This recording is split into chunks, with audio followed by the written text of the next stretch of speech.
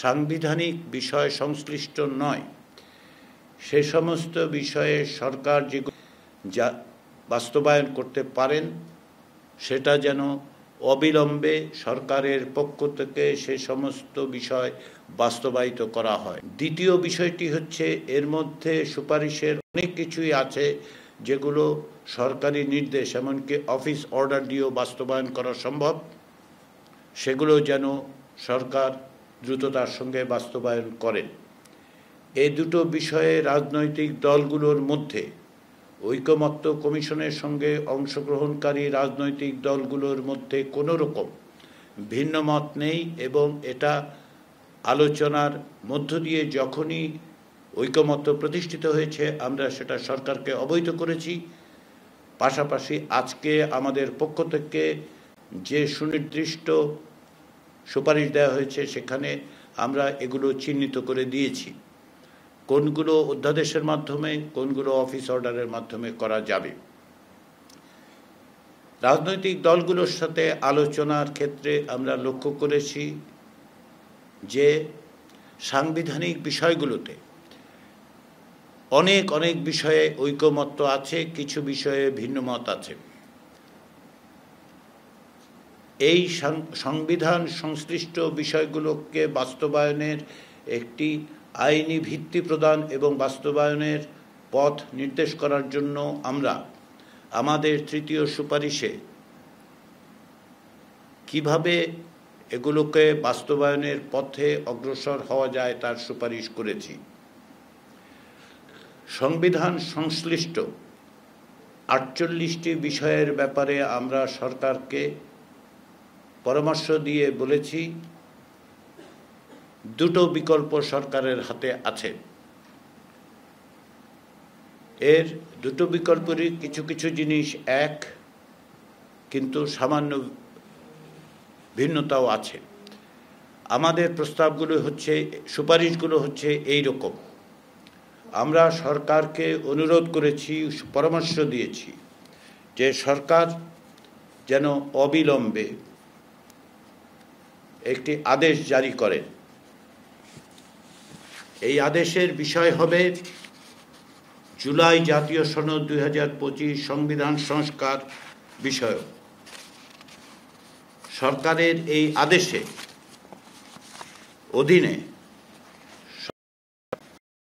গণভোটের আয়োজন করবেন। এই গণভোটের জনগণের কাছে আমরা সুপারিশ করেছি সরকার একটি প্রশ্ন উত্থাপন করেন, সেটি হচ্ছে এই যে আদেশ এবং আদেশের তফসিলভুক্ত 48টি সংবিধান সেগুলো বাস্তবায়নের ব্যাপারে জনগণের সম্মতি আছে কিনা। আমরা যে সুপারিশ করেছি তাতে বলা হয়েছে যে ত্রয়োদশ জাতীয় সংসদ একই সঙ্গে সংবিধান সংস্কার পরিষদ এবং জাতীয় সংসদ হিসাবে কার্যকর থাকবে। তবে সংবিধান সংস্কার পরিষদ কার্যকর থাকবে 270 দিন। এই সময়ের মধ্যে সংবিধান সংস্কার পরিষদের সদস্যরা জুলাই জাতীয় সনদে বর্ণিত এবং গণভোটে যদি সকলের জনগণের সম্মতি পাওয়া যায় সেই বিষয়গুলো সংবিধানে সংযুক্ত করার জন্য প্রয়োজনীয় সমস্ত রকম বিধিবিধান, প্রয়োজনীয় সংশোধন, সংযোজন, বিযোজন, পরিবর্ধন, পরিমার্জন করবেন।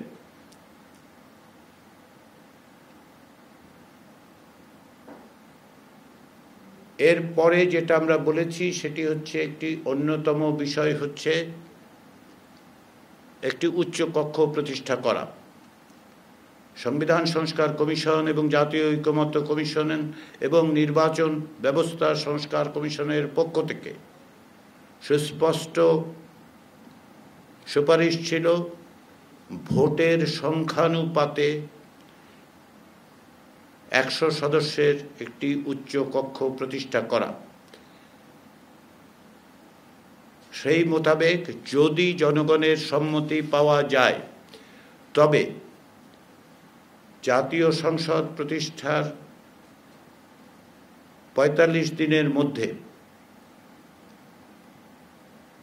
উচ্চকক্ষ গঠন বিষয়ক প্রয়োজনীয় সংশোধনীর মাধ্যমে তা বাস্তবায়িত হবে।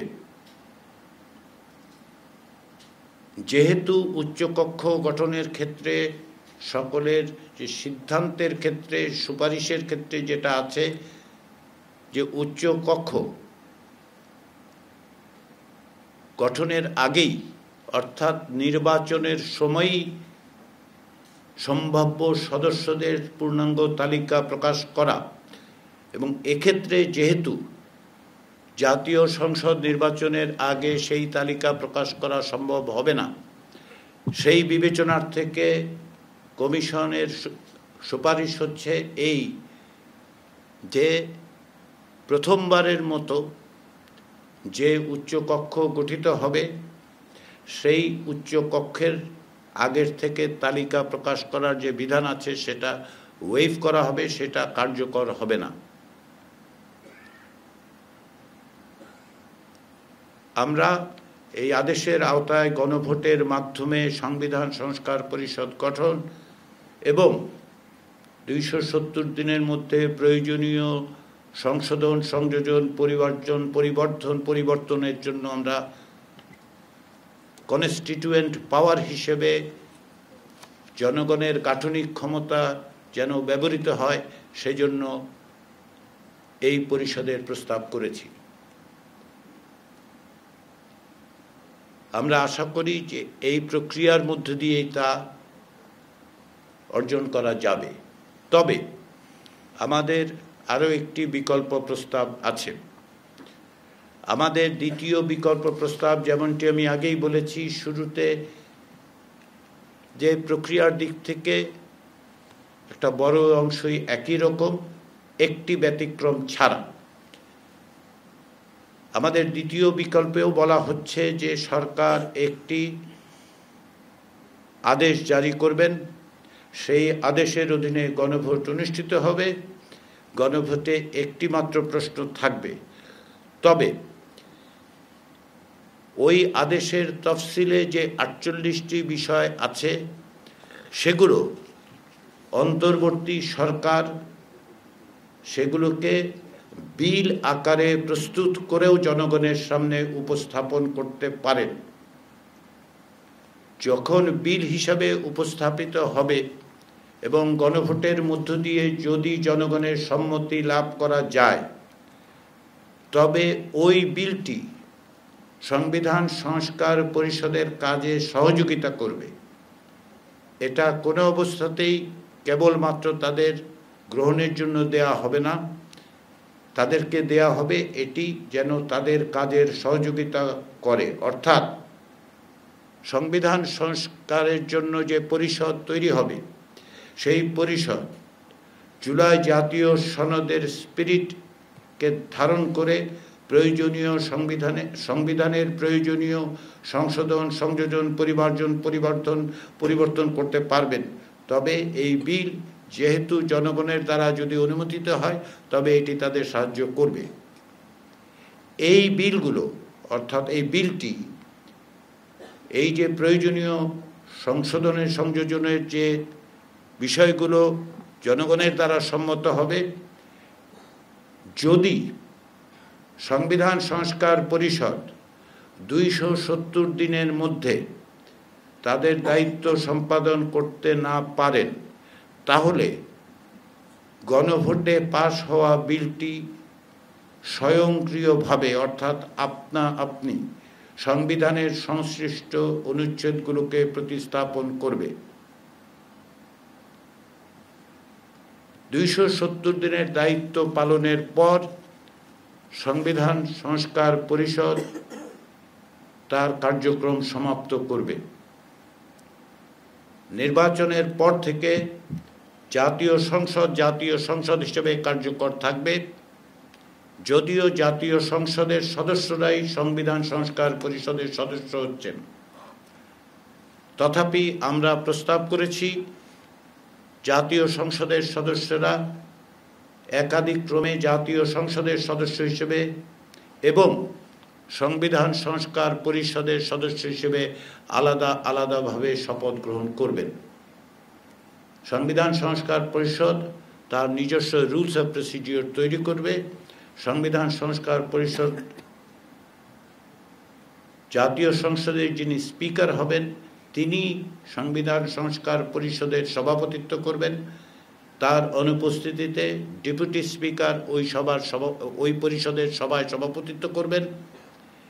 তাদের উভয়ের অনুপস্থিতিতে সংস্কার পরিষদে গঠিত সভাপতি প্যানেল থেকে ওই পরিষদের বৈঠকে সভাপতিত্ব করবেন। আমাদের দৃঢ় বিশ্বাস যে সংবিধান সংস্কার পরিষদ তাদের দায়িত্ব পালনে সক্ষম হবেন এবং কোনো অবস্থাতেই এমন পরিস্থিতির সূচনা হবে না যে সরকারের দেয়া বিলগুলোকে স্বয়ংক্রিয়ভাবে বাস্তবায়িত করতে হবে। আমরা এটা আস্থা রাখতে চাই, আমরা এটাতে আস্থা রাখি।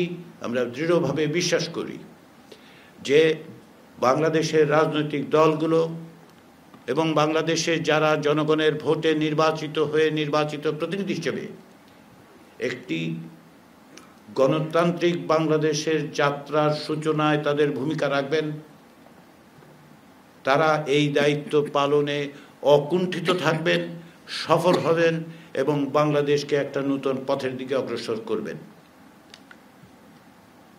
সেই বিবেচনার থেকেই আমরা দুটো প্রস্তাব দিয়েছি, দুটো বিকল্প হিসেবে উপস্থাপন করেছি।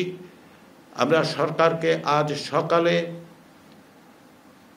আমাদের প্রস্তাবের বিস্তারিত দেওয়ার পর অনুরোধ করেছি যত দ্রুততার সঙ্গে সম্ভব যেন তারা এই বাস্তবায়ন প্রক্রিয়ার সূচনা করে। আমরা আশা করি তারা সেটা করবেন। জাতীয় ঐকমত্য কমিশনের পক্ষ থেকে আমি এবং কমিশনের সকল সদস্য, সর্বোপরি ঐকমত্য কমিশনের প্রধান অধ্যাপক মোহাম্মদ ইউনূসের পক্ষ থেকে আমি প্রতিটি রাজনৈতিক দলের কাছে কৃতজ্ঞতা প্রকাশ করছি, আন্তরিকভাবে ধন্যবাদ প্রকাশ করছি। এই কারণে প্রায় 9 মাসেরও বেশি সময়ের এই প্রক্রিয়ায় তারা যে আন্তরিকতা প্রদর্শন করেছেন, যে সহযোগিতা করেছেন, যে দৃঢ়তার সঙ্গে সুচিন্তিতভাবে অগ্রসর হয়েছেন, তা এদেশের ইতিহাসে অভূতপূর্ব, দক্ষিণ এশিয়ায় নিশ্চিতভাবে অভূতপূর্ব এবং বৈশ্বিকভাবে তারা একটি উদাহরণ সৃষ্টি করেছেন।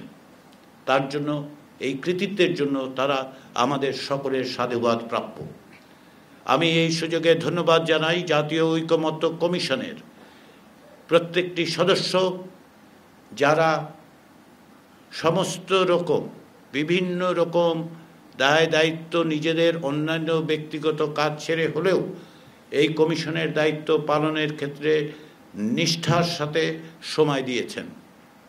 আমি ধন্যবাদ জানাতে চাই আমাদের যে বিশেষজ্ঞ প্যানেল, যারা আমাদের যখনই প্রয়োজন হয়েছে তখনই আমাদেরকে সহযোগিতা করেছেন, যুক্ত হয়েছেন, মতামত দিয়েছেন। আমি ধন্যবাদ জানাতে চাই আমাদের এই কাজের সঙ্গে যে গবেষকরা যুক্ত ছিলেন তাদের প্রতি। সবশেষে আমাদের কার্যালয়ে যে সমস্ত কর্মকর্তা এবং কর্মচারী এই প্রক্রিয়ার সঙ্গে যুক্ত থেকে প্রতিদিন, এমনকি সাপ্তাহিক ছুটির দিন, সরকারি ছুটির দিন, এগুলো সত্ত্বেও নিষ্ঠার সঙ্গে, আন্তরিকতার সঙ্গে, একাগ্রতার সঙ্গে তাদের দায়িত্ব পালন করেছেন, তাদের সকলের কাছে আমি ব্যক্তিগতভাবে এবং কমিশনের পক্ষ থেকে কৃতজ্ঞ। এই প্রক্রিয়ার সঙ্গে যুক্ত হওয়ার ক্ষেত্রে আমাদের এখানে উপস্থিত সকল সদস্যই প্রকৃতপক্ষে গত বছর অক্টোবর মাস থেকেই যুক্ত আছেন।